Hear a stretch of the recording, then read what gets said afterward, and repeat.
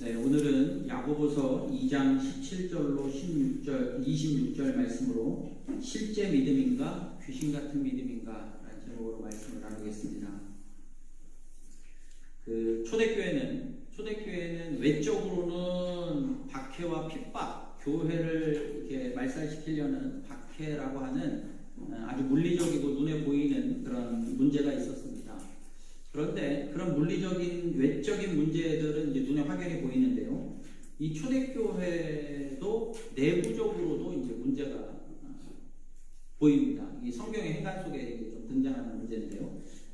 내부적으로 한 두 가지 정도 문제를 지적해 보자면, 첫 번째는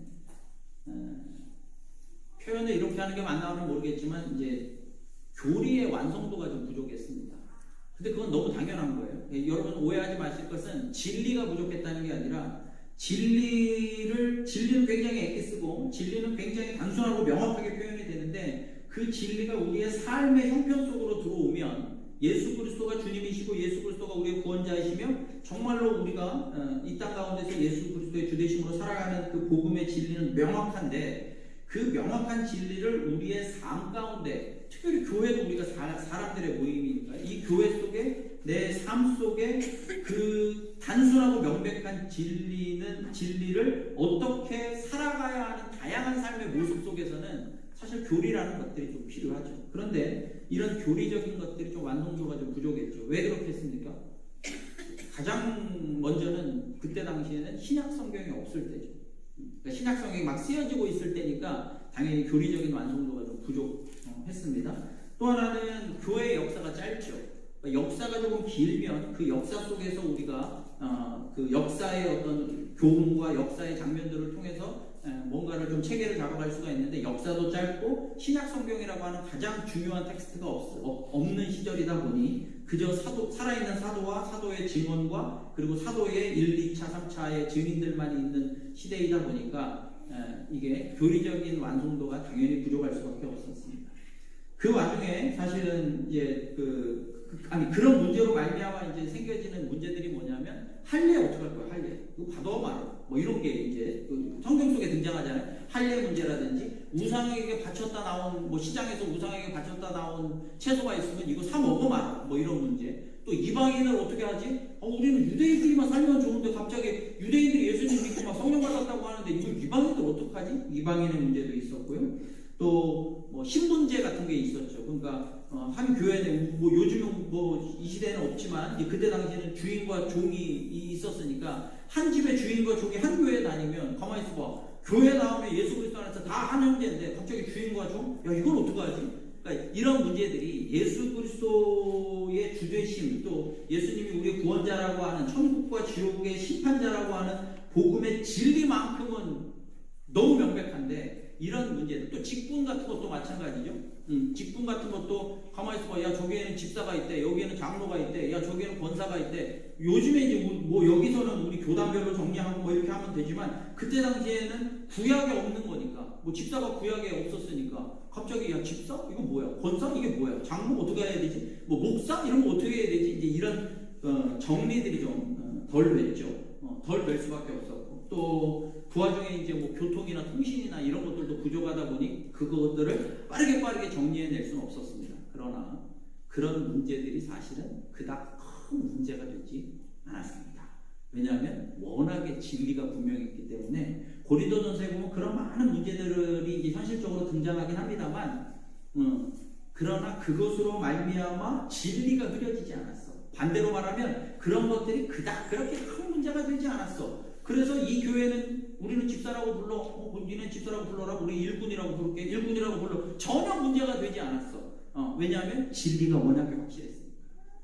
그런데 내부적인 문제 속에서 이런 교리적으로 조금 체계가 좀 덜 완성된 거는 문제이긴 하지만 그닥 큰 문제가 아니었는데, 오히려 두 번째 어떤 문제가 있었냐면, 시간이 흐르면서 오히려 믿음의 순수성이 좀 흐려지기 시작했어요. 이게 무슨 말이냐면, 예수님 이전에 구약의 시대에는 신앙생활한다, 뭐 그냥 교회생활이라고 해볼까요? 그때는 이제 교회는 없었지만 그냥 교회생활이라고 하고, 신앙생활이라고 하면 신앙생활 어떻게 하면 되죠?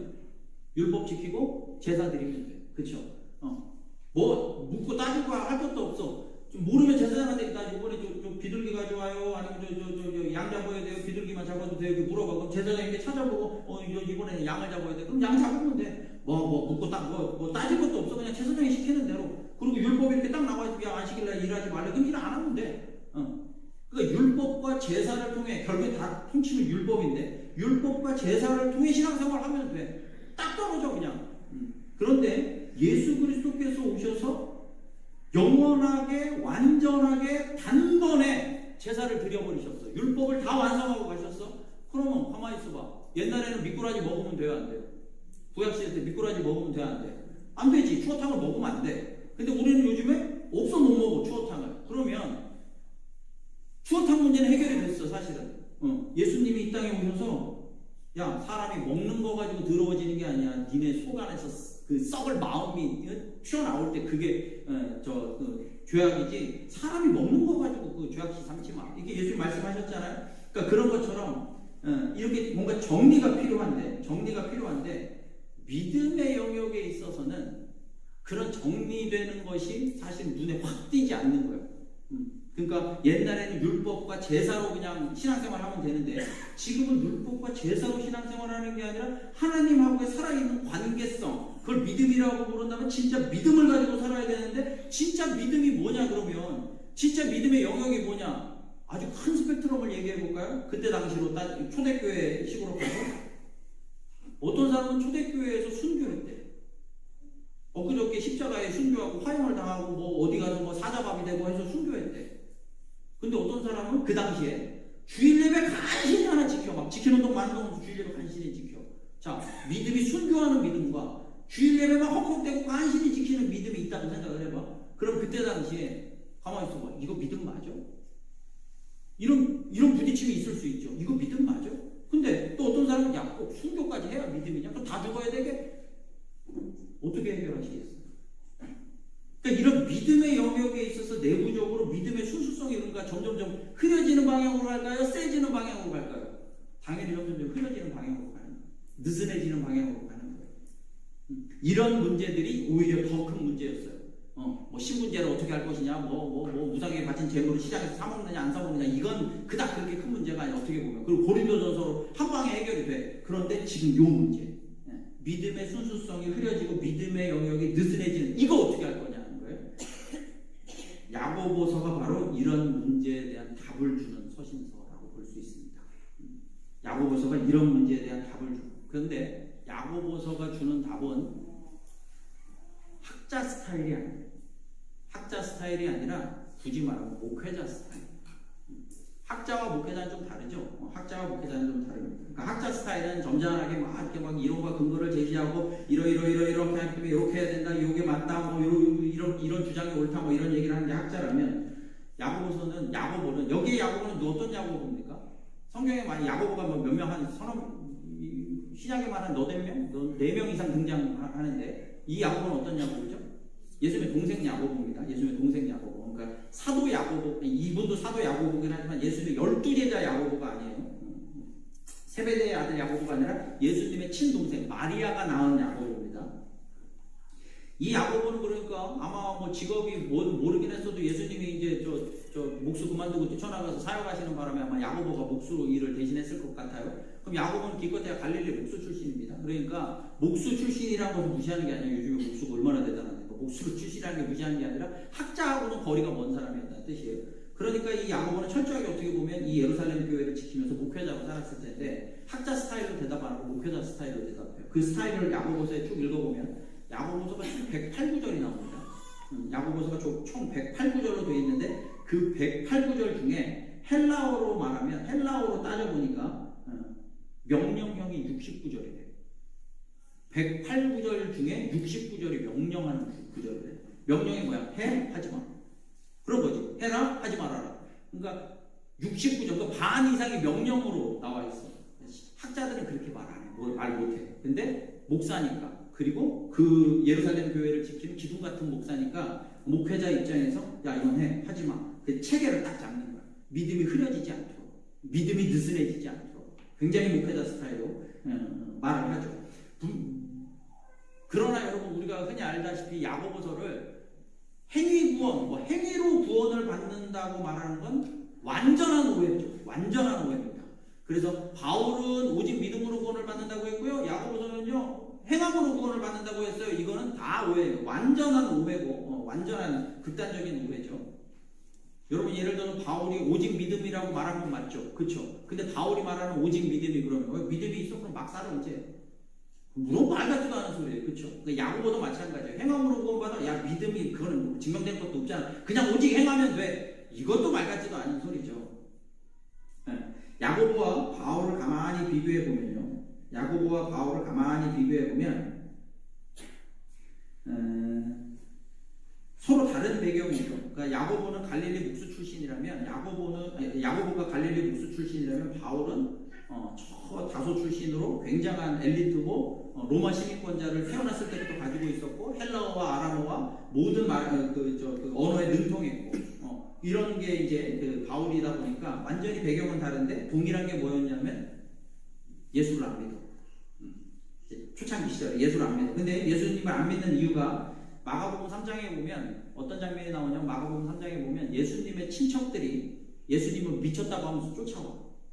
그 사람들 속에 야야야 네 사촌 동생 말이야, 야 네 조카 말이야, 그 예수라고 저 요셉의 마리아의 아들 요즘 이상한 짓 하더라고.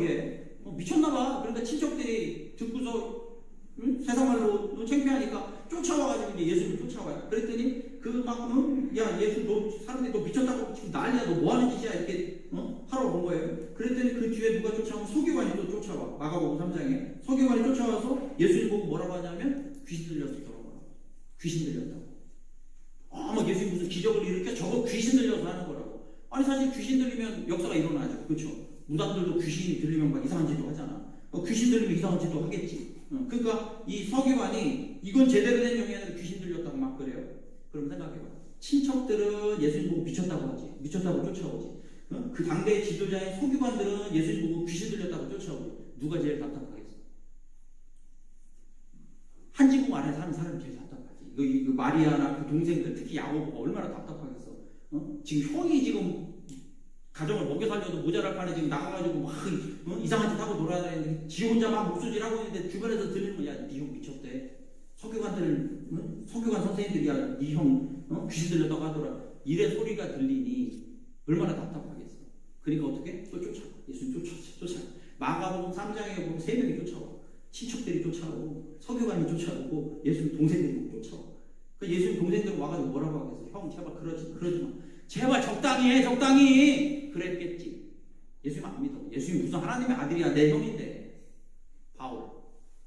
바울은 초창기 사도행전 7장 8장에 보면 스데반 집사의 죽음부터 나오는데 이제 바울이 예수님 믿는 사람들을 박해하고 교회를 박살내고 심지어 출장 가서 저 원정까지 가가지고 교회를 박살내러 가는 바울이 보이죠. 그런데 그런 공통점이 있는데 전혀 다른 배경의 사람이 그런 공통점을 갖고 있는데 또 어떤 공통점으로 우리 성경을 좀만 더 넘겨보면 어떤 공통점이 생깁니까? 예수님을 위하여 자기의 인생을 걸고 예수 그리스도의 증인으로 살아가죠. 교회를 세우는데 자기의 목숨을 걸죠. 둘 다 예외 없이. 신기하죠? 야고보도 바울도 전혀 다른 배경의 사람이 예수님이라고 하면 치를 떨던 사람들이 성경 몇 장만 넘겨보면 예수 그리스도를 위하여 목숨을 거는 사람으로 바뀌어요. 이미 아시겠죠? 왜 그랬을까요? 고린도전서 15장 7절 8절에 두 사람의 이름이 동시에 등장합니다. 자, 고린도전서 15장 7절 8절 읽어보겠습니다. 여러분 이 변화는 이 바울과 그 야고보의 변화가 늘 말하지만 책 한 권 읽었더니 진짜 이 책 너무 은혜롭더라. 책 한 권 가지고 변했겠습니까? 아니 한 책 100권쯤 읽었겠습니까? 그럼 야고보와 바울이 한 책 100권쯤 읽으면 사람이 이렇게 바뀔까요? 예수님을 박해하고 교회를 박살내던 사람이 책 100권쯤 읽으면 예수 그리스도를 위해 목숨 건 사람으로 바뀔까요? 절대 그럴 수가 없잖아요. 어떤 심오한 이론과 사상과 교리에 설득이 당했을까요? 절대 그럴 수가 없잖아요. 근데 왜 이렇게 변했을까요? 그것도 성경 몇 장만 넘기면 그 변화의 이야기가 시작이 되는데 무슨 일이 일어났느냐? 고린도전서 15장 7절 8절에 그 답을 알려주죠. 읽어볼까요? 시작. 그 후에 야고보에게 보이셨으며 그 후에 모든 사도에게와 맨 나중에 안상되지 못하여 난 자 같은 내게도 보이셨습니다. 여기서 나는 바울이죠. 그러니까 바울이 예수님 부활하셨는데 제일 처음에 게바에게 베드로에게 나타나시고 그 다음에 이제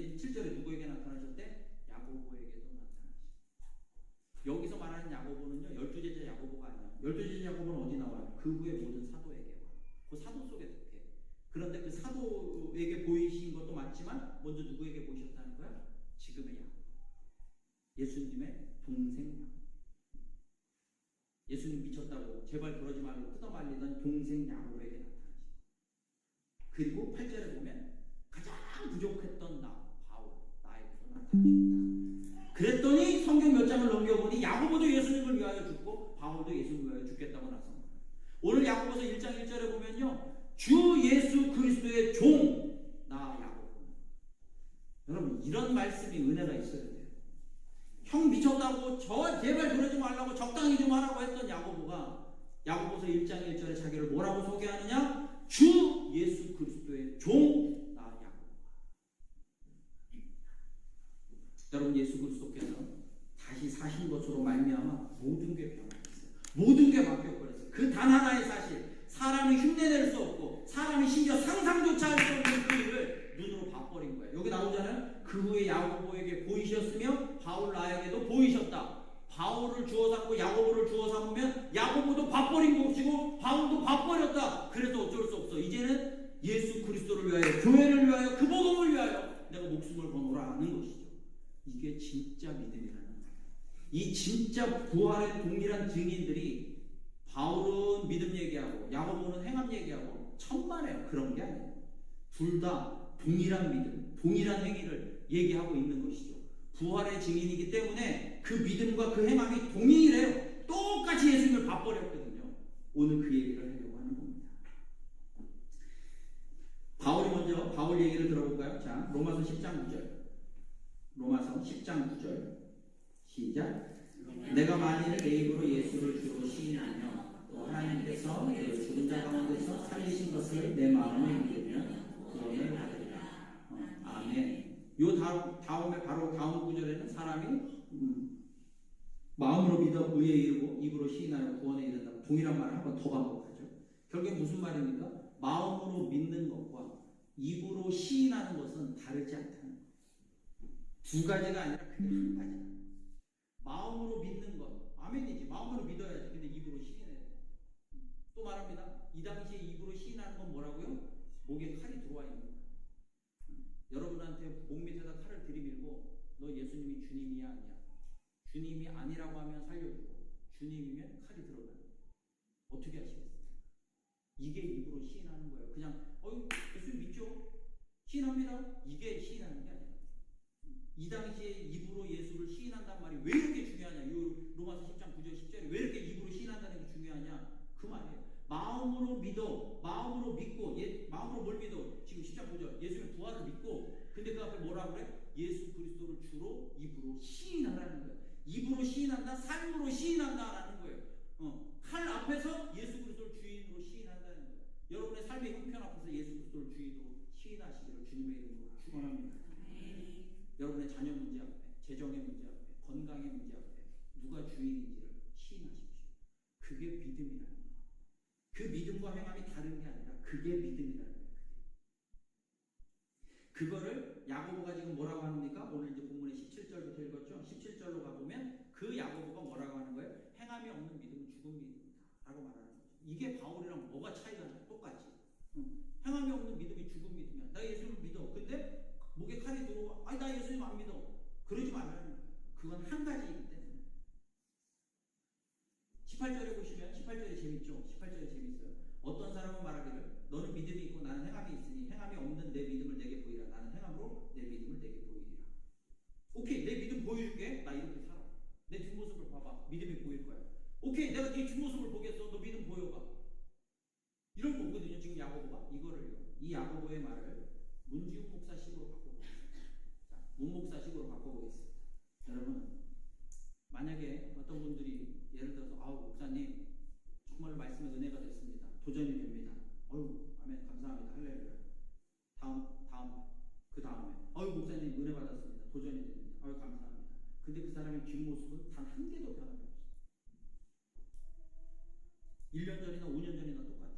근데 늘 말씀에 은혜 받았습니다. 도전됩니다. 그래서 제가 오늘 주보에다가 그 설교 노트에다가 그렇게 썼잖아요. 가운데 따옴표 안에 같이 믿음이라고. 목사님 은혜 받았습니다. 그러니까 당신의 믿음이 뭡니까? 물어보면 은혜 받았습니다. 이게 더 다야. 당신의 믿음이 뭡니까? 도전 받았습니다. 이게 다야. 그럼 그게 뭐가 믿음이야?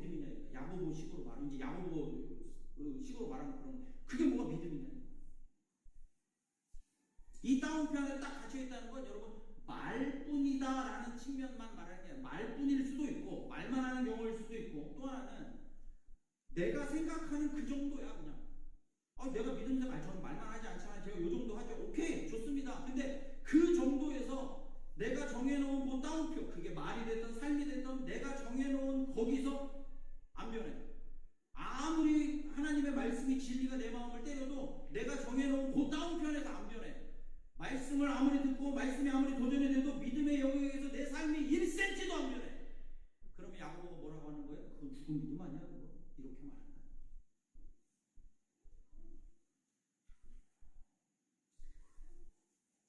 여러분 우리가 만약에 돈의 영역이면 이게 믿음의 영역이 아니라 돈의 영역이면 우리가 삶을 어디까지 바꿀까요? 돈의 영역이면 돈의 영역이면요. 예. 저 제주도 가서 살라고 해도 살 걸. 저 알래스카 가서 저 연봉이 한 3억씩 오른다고 알래스카 가서도 살 걸.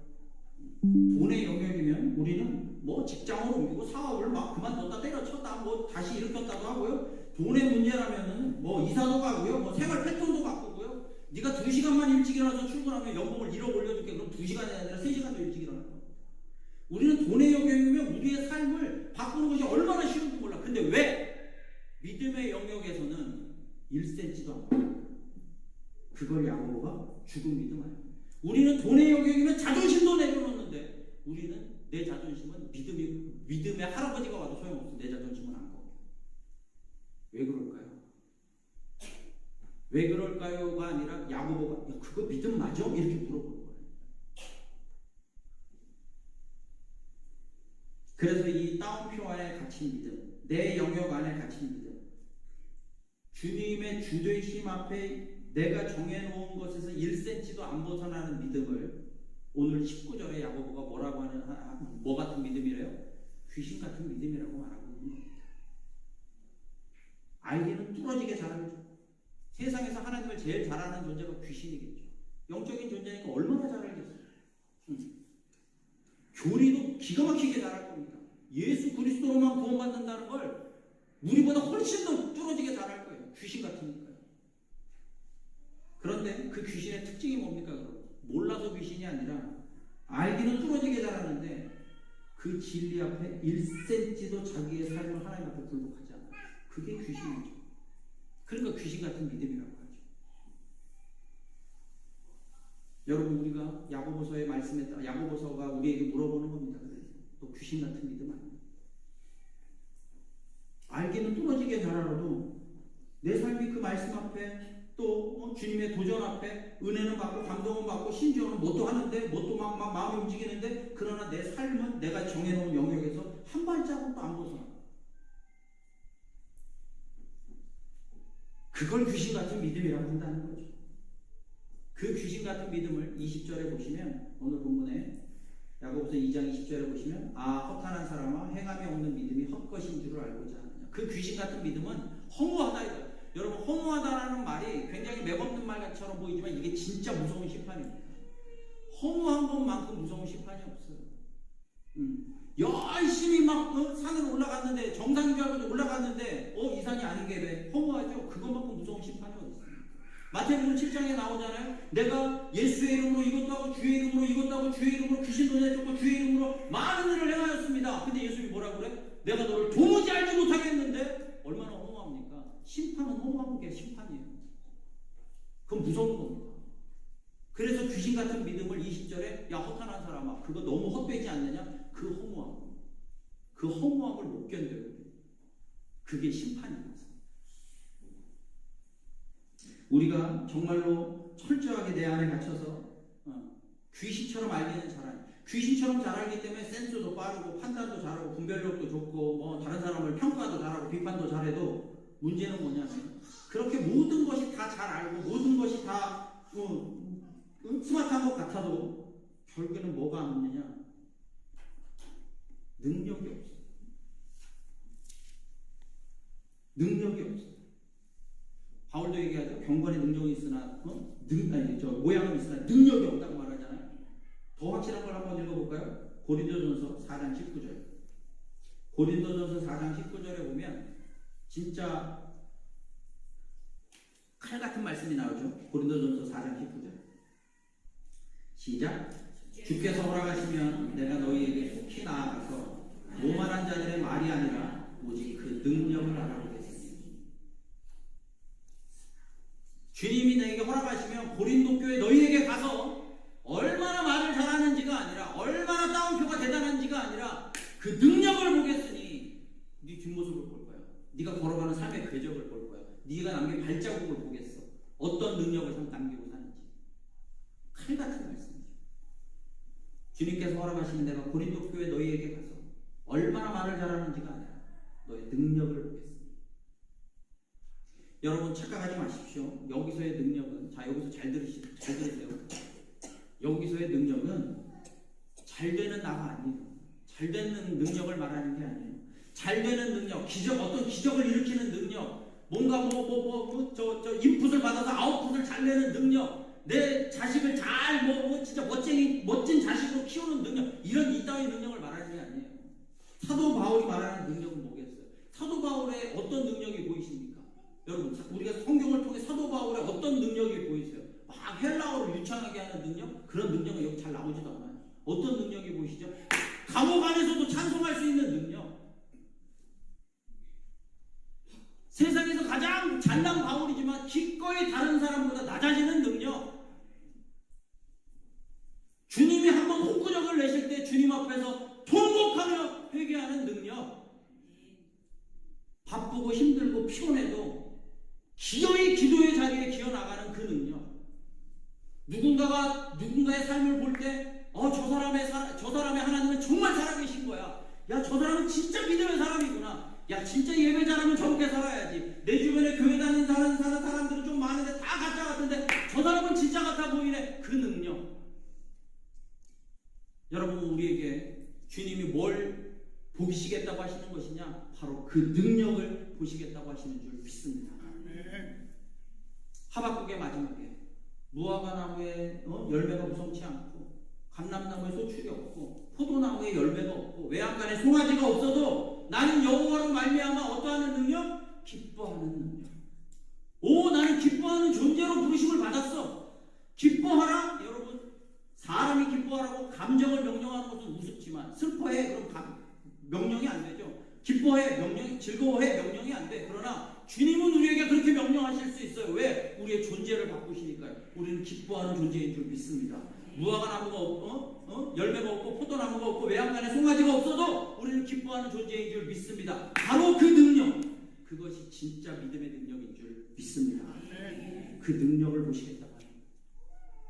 야고보의 행함은, 야고보가 말하고 있는 행함의 믿음이란, 행한다는 것은 바로 주님의 말씀, 그 복음과 그 진리가 내 삶에 변화를 주고 그 변화가 능력의 역사를 만드는 바로 그것이 야고보의 행함이고, 오늘 우리의 믿음이 실제 믿음. 그래서 오늘 제가 제목을 실제 믿음이냐 귀신 같은 믿음이냐. 귀신 같은 믿음은 따옴표 안에 갇혀 있어요. 말만 하든지 판단만 하든지 생각만 하든지, 아니면 내가 정해놓은 영역에서 내가 이만큼은 하잖아요. 거기서 벗어나지 않든지.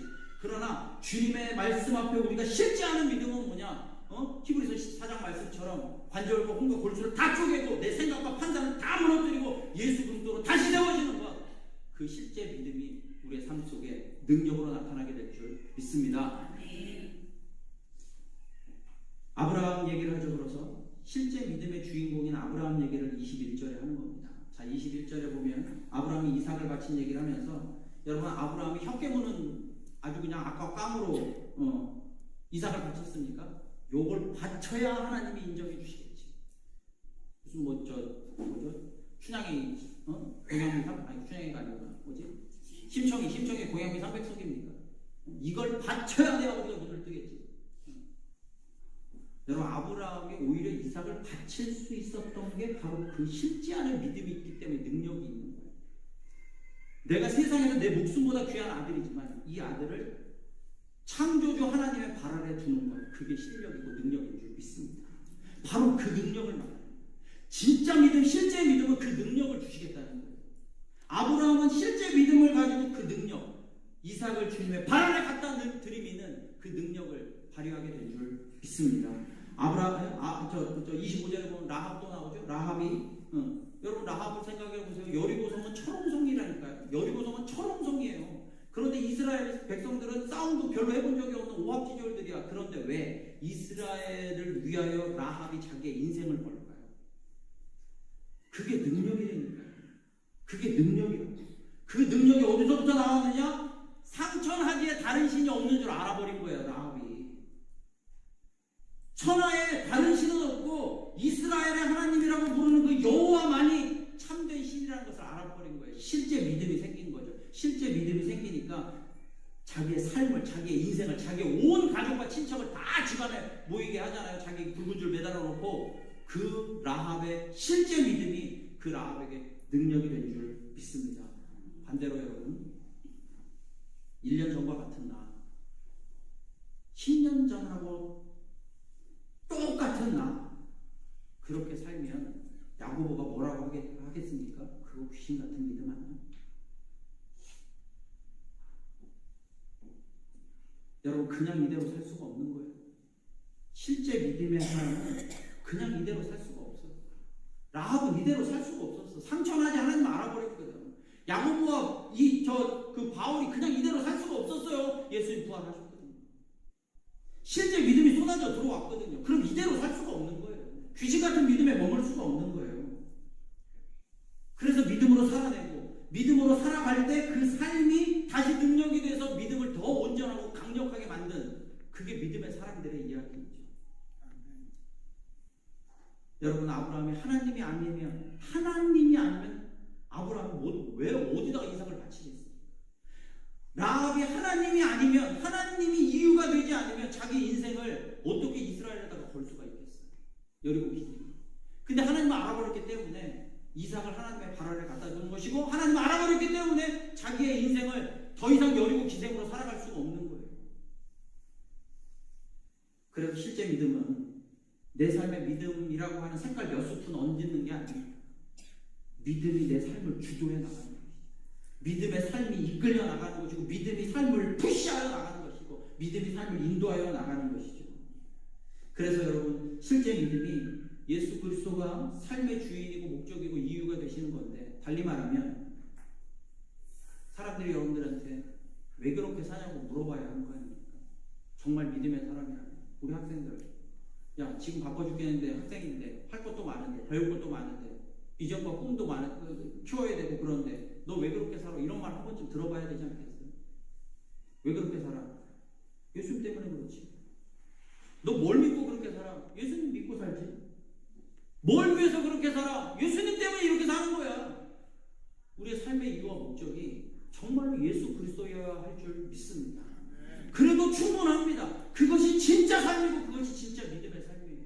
그걸 아브라함이 아브라함 되게 하는 것이고, 라합을 예수 그리스도 족보 안에 박아놓은 그 실제 믿음이 그에게 능력이 됐고, 그 능력을 부여받은 믿음의 삶이 라합을 예수 그리스도 족보 안에 이름을 넣으면 놀라운 역사를 이루시죠.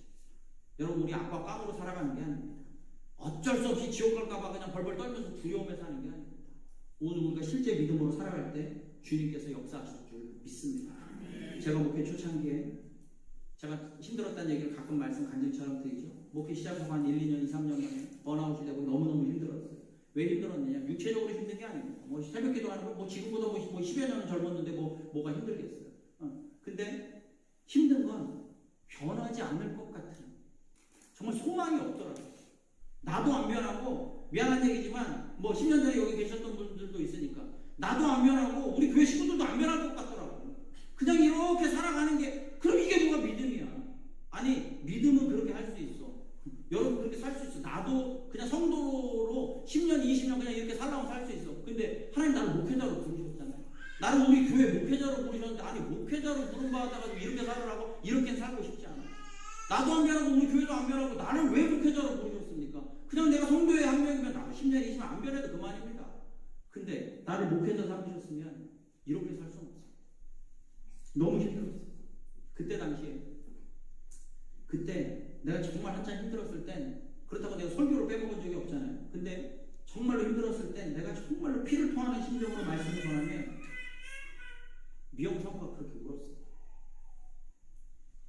요즘에는 안 울어요. 요즘은 안 우는데 그때 당시 미영 사모가 참 많이 울었어요.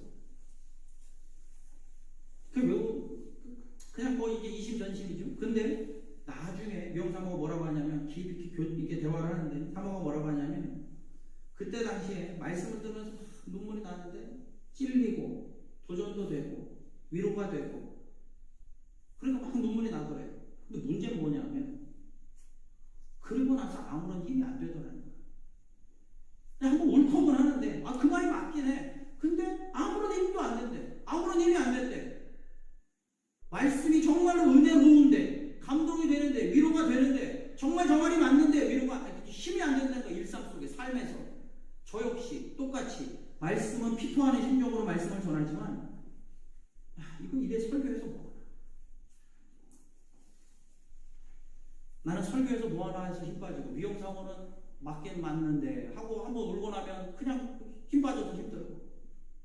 근데 여러분 아시다시피 제가 그 10여 년 전에, 한 10년 딱 됐네요. 한 10년 전에 정말 우리가 너무나도 잘 아는 부활의 예수 그리스도가 내 안에 쏟아져 들어오셨습니다. 예수님이 살아계신, 이 야고보가 밥버린, 바울이 밥버린 그 부활의 예수 그리스도가 내 안에 쏟아져 들어왔어요. 그리고 그날을 지금도 기억합니다. 내가 한 2시간을 미용사모랑 교제했어요. 내 아내랑 교제하면서도 커피숍에서 교제하는데 그 2시간 동안 내가 내내 떠드는데 그 말이 끝나고가 동시에 미용사모가, 사모가, 아내가 늘 내 말에 눈물로 반응했던 그 사모가 알았거든요. 그렇구나. 예수님 부활하셨지 참. 예수님 부활하셨지. 그게 전부인데. 그러다 보니 나와 사모가 말씀이 새로워졌어요. 그때나 지금이나 변함없는 말씀을 전하는 것 같지만 오해하지 마세요. 듣도 보도 못한 말씀 아니잖아요. 늘 해왔던 10년이 아니라 20년 전부터 해왔던 말씀을 하지만 중요한 건 뭐냐? 말씀이 현장이 되더라는 거예요. 그때부터 제 입술에 달고 살았어요. 오, 말씀이 현장이 되는 것이구나. 근심하지 말아라. 주님이 근심하지 말라고 하셨다. 그러면 눈물이 나. 근심하지 않아야 되는데 근데 눈물이 나. 근데 왜 돌아서 근심되니까? 근데 말씀이 현장이 되면서 근심하지 않는 존재가 되었구나.